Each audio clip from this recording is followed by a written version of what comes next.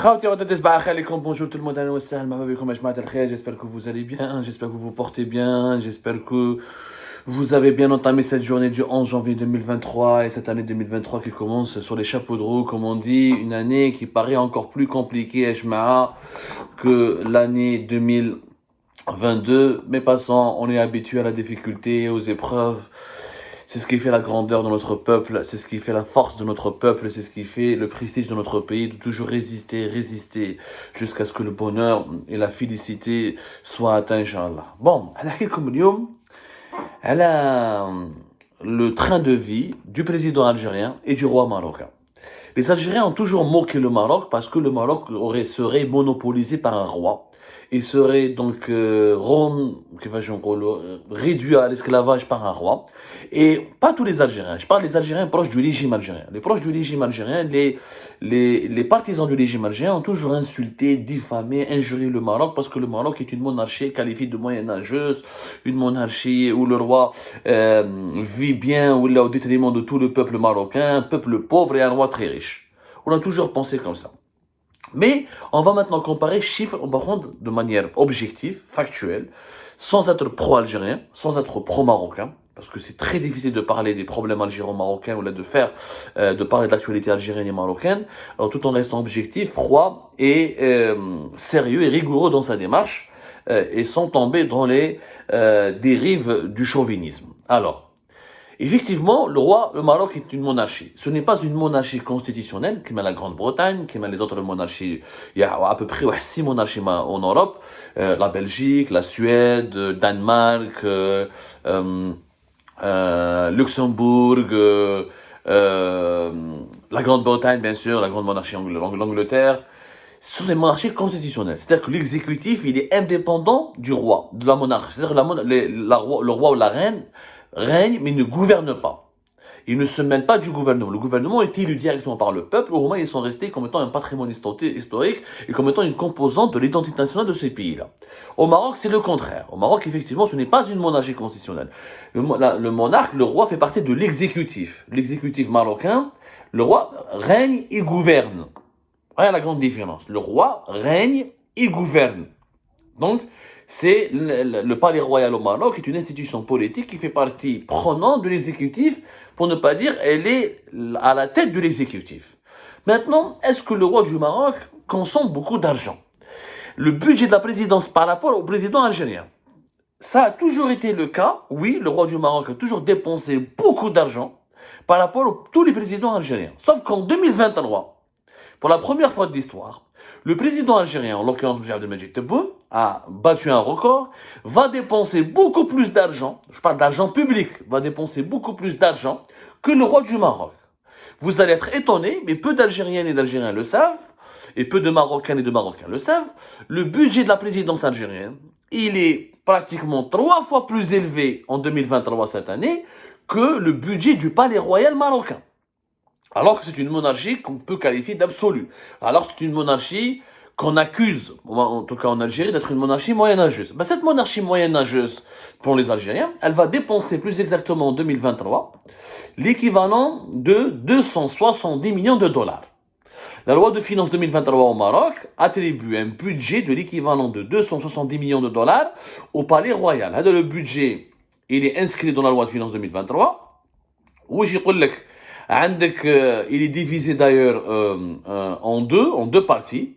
Il y a une partie pour ce qu'on appelle une partie qui s'appelle Sa Majesté le Roi. C'est le fonctionnement du cabinet royal du roi du Maroc. Elle est estimée à 43,4 millions de dirhams marocains. Ou l'autre fait le palais royal, c'est-à-dire toutes les institutions et les services qui relèvent du palais royal, ce qu'on appelle à l'étranger le makhzen, ou ce qu'on appelle historiquement le makhzen, où la partie va coûter 2,2 milliards de dirhams. La totalité, ça nous fait pratiquement presque 2,8 milliards de dirhams, c'est-à-dire l'équivalent de plus de 270 millions de dollars. Voilà ce que va coûter le palais royal comme argent public au Maroc. 270 millions de dollars. Bien sûr qu'il y a des dépenses qui seront divisées. Par exemple, le salaire du roi du Maroc et des membres de sa famille en 2023, il sera de 26,2 26,2 millions de dirhams. On va faire la conversion maintenant. قدامكم 26,2, c'est plus de pratiquement 2,5 millions de dollars.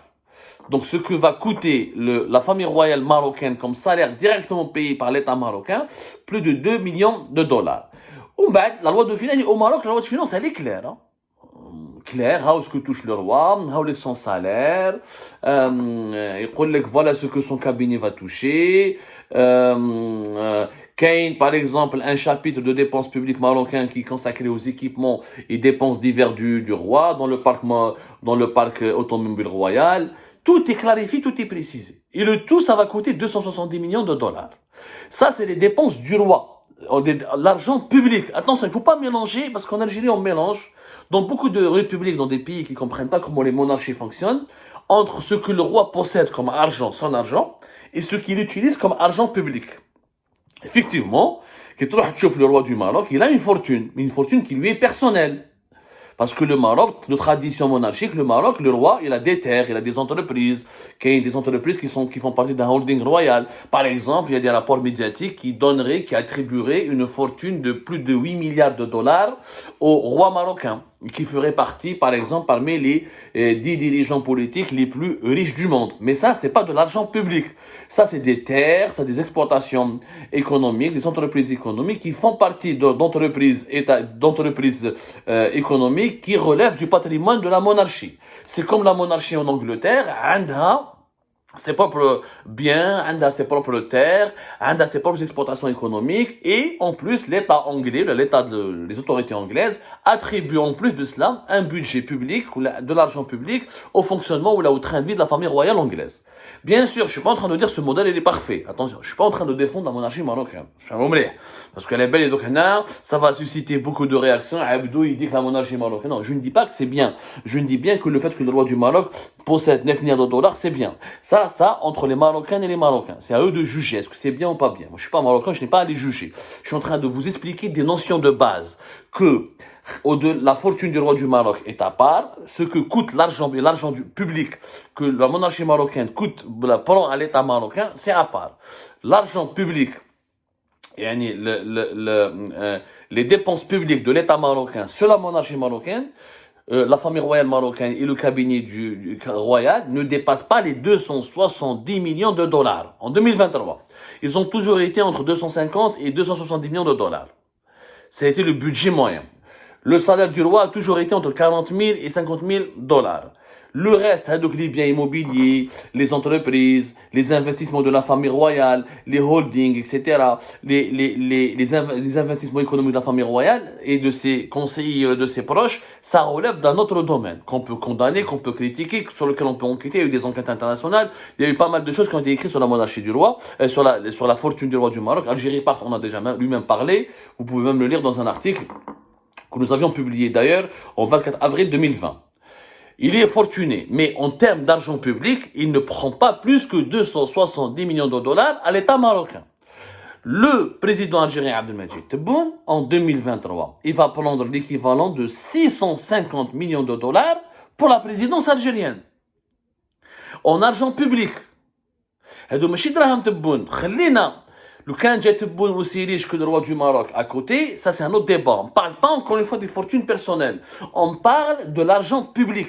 De ce que l'argent public, c'est le bien du peuple, c'est le bien de l'État. L'État, il est là pour censé gérer l'argent du peuple, pour développer le pays. En termes d'argent public, encore une fois, l'équivalent de 650 millions de dollars seront dépensés par la présidence algérienne. 270 millions de dollars seront dépensés par le palais marocain. C'est-à-dire que la présidence algérienne va dépenser 3 fois plus d'argent que le palais royal marocain.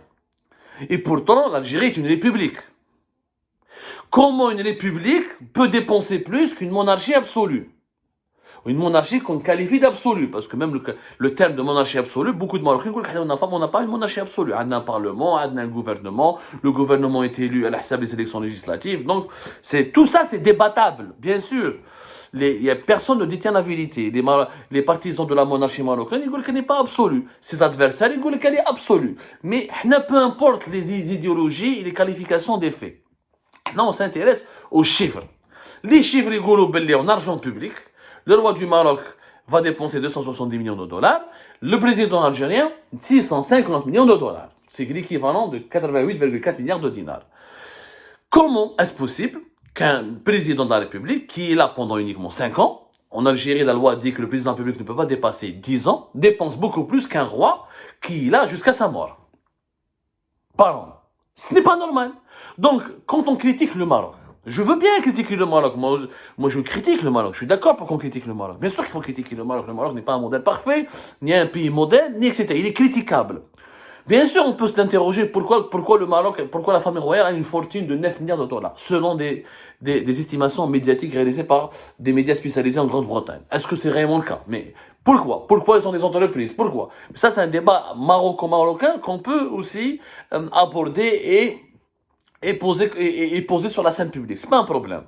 بصح ما تقدرش تقول لي باللي نتايا tu es un modèle. On peut pas dire que l'Algérie a un modèle plus vertueux que le modèle marocain, ou là que le fait qu'on soit une république, on soit plus digne, ou là on soit plus libre, ou là on soit plus honorable qu'une monarchie absolue. Puisque le président de la République algérienne va dépenser 2 fois plus d'argent public, pour ne pas dire 3 fois plus, parce que la différence entre le 650 et la différence entre le 650 et 270, elle est énorme. C'est des calculatrices. 650 millions de dollars en direct. نقصلها 270 millions de dollars. Ça fait quoi? Ça fait 380 millions de dollars de plus. Alors qu'il n'est que président. Il n'est pas roi, il n'est pas descendant d'une famille qui dirige le pays depuis des siècles. Et le président est appelé à partir au bout de 2 mandats, au bout de 10 ans. Un roi est censé rester là jusqu'à sa mort. Donc, l'Algérie, finalement, c'est comme une monarchie. L'Algérie est devenue une monarchie. L'Algérie est devenue une monarchie républicaine. Le Maroc est une monarchie absolue, ou là une monarchie historique. L'Algérie est devenue aussi une monarchie républicaine. C'est-à-dire que le président se comporte comme un roi. Il prend un budget hyper important, sans aucune justification, sans aucune explication, sans aucun argumentaire, sans aucune